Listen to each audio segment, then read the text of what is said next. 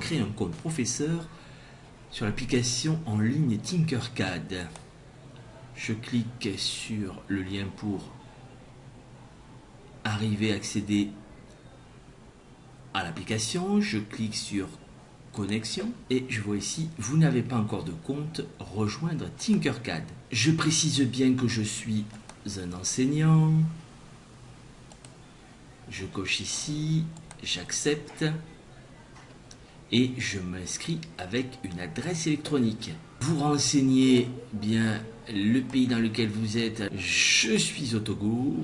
Vous mettez le mois, l'année de naissance. Alors, vous n'êtes pas obligé de mettre les vrais, mais bon, c'est pas grave. Voilà. Je clique sur suivant. Je rentre une adresse email. Vous mettez un mot de passe, au moins une lettre, au moins un chiffre, 8 caractères minimum, au moins 3 caractères uniques. On accepte les conditions d'utilisation et on crée son compte.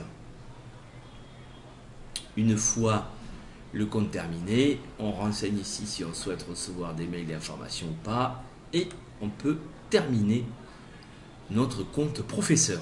Je suis ici maintenant dans le compte que je viens de créer avec le début de mon adresse internet. Je clique dans classe et je vais créer mes classes.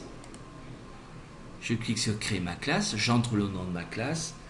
Alors ici je vais mettre mes quatrièmes 1A.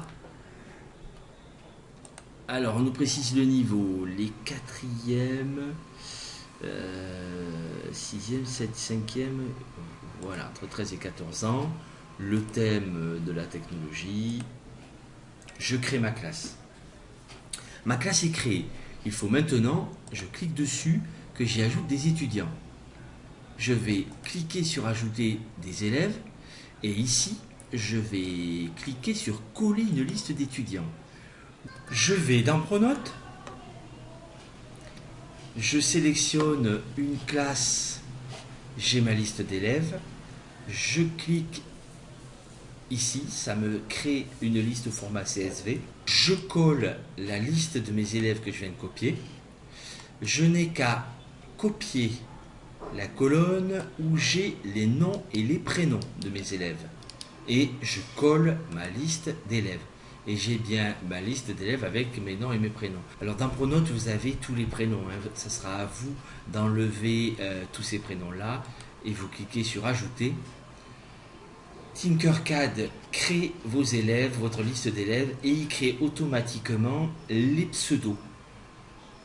Il faudra que vous envoyiez le pseudo à chacun de vos élèves. Ensuite, vous allez copier le code de la classe.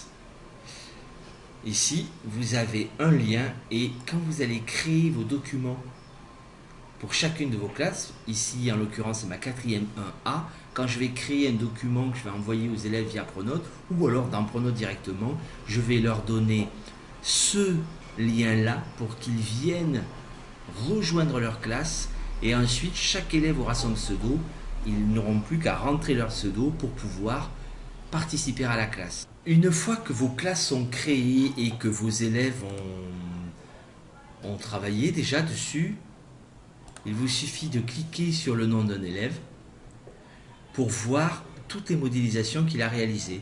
Par exemple, je regarde ici cet élève-là, il a modélisé cette clé, je peux l'éditer.